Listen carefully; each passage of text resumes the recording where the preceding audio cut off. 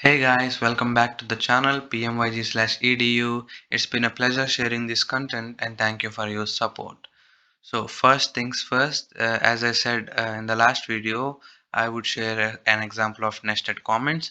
So here is an example, and you should not use nested comments because the C compiler takes it as an invalid, right? So jumping into the agenda of today, we are going to describe the structure of C programming and the different components that comprise the C programming structure, right? So basically, a structure of C programming, the structure gives you, a brief blueprint. Structure is a blueprint or a route map for you to write your C programming. It also gives you a reference to write more complex codes, right? So if you do not use the structure, and it would be hard to organize the things that you're writing in your code, right? So the introduction part. So the C language combines a low level language and high level language, right? So that is why C is more powerful, right? It is also known as the mother of all programming languages, right? So basically C supports various operators and constructors, some data structures and looping constructs, right? We all know that. That is why C is, the powerful. But you have to structure the program in such a way that the power of C programming is, used in an optimal way, right? So coming to the basic structure of C programming, so we have, different components that comprise a structure of C program. So the first component is documentation section, and then we have the preprocess section, and then we have the definition section, coming to global declaration section, and then main function, and then at last we have user defined functions.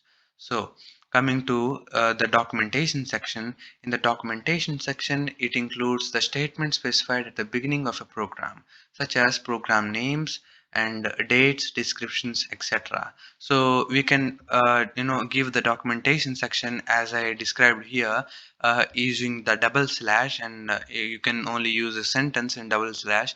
And if you use this, as I said in comments, you can, post a paragraph or a short summary as of what the code does, right? That is the use of documentation section.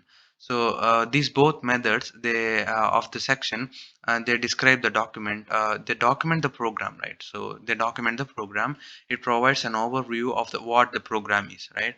So coming to the preprocess section, so the preprocess section contains all the header files used in a program, right? So this contains the header file. So and the header files are, which are used to support, and they bring all the libraries that are used in a C function, right? A C program, sorry. So basically, these are, described in two ways: hash include stdio.h or hash include conio.h, right?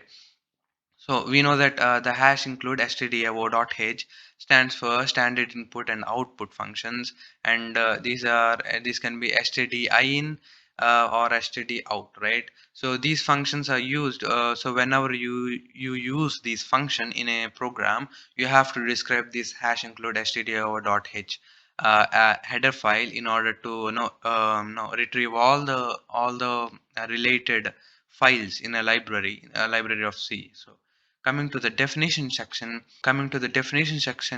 the definition section comprises of all various different constants declared using the definition define keyword, right? So the no the way we declare or define a constant is that, use hash define, right? This is the syntax for the definition section. So there is not much to discuss about definition section.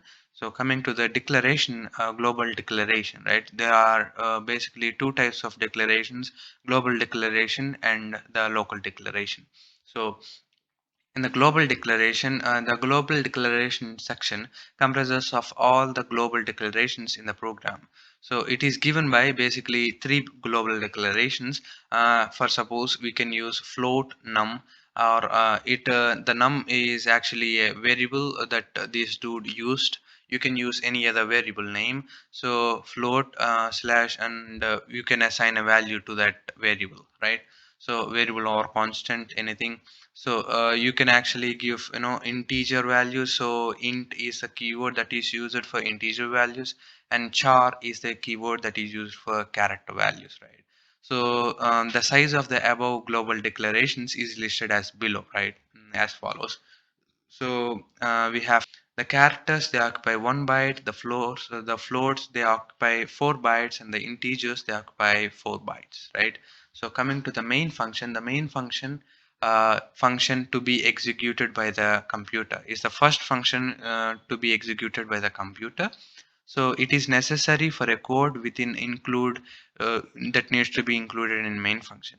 It is like any other function available in C library. Parentheses are used for passing parameters, if any, right?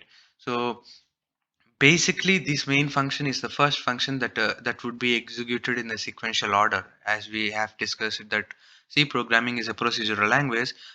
These programs or these functions are executed in a sequential order, and in the first order of the sequence, the main function is executed. So the main way of the basic way of describing or declaring a main function is as I described, main and parentheses. So there are two types of main functions that can be described. The first one would be int main, and the second one would be void main, right? So the void main doesn't return anything, so we can use just void main. And if you use int main, you have to return a value, right? For instance, you have to return an int value, right? So coming to the local declaration section, the local declaration section is used to declare in a given function, right? So any declarations that are given under a main function are applicable in the whole main function, right? In the whole main function, and any part of the code or any part of a function, you can declare them. So coming to local declarations, these declarations are made inside of a function that is, any function that is user defined or any other function. These declarations are given inside a function, right? So these are only applicable for the function that is actually you described, right? So here the main function, these are the global declarations, and I forgot to mention the local declarations. In the next video, I'm going to give you an example of how the local declarations work, right? So basically, if you don't use any other function in the main function, this would become a local declaration. So as a programmer, I would understand that these would act as a local declaration, and if you use any other function, then this would act as a global declaration. So that's that.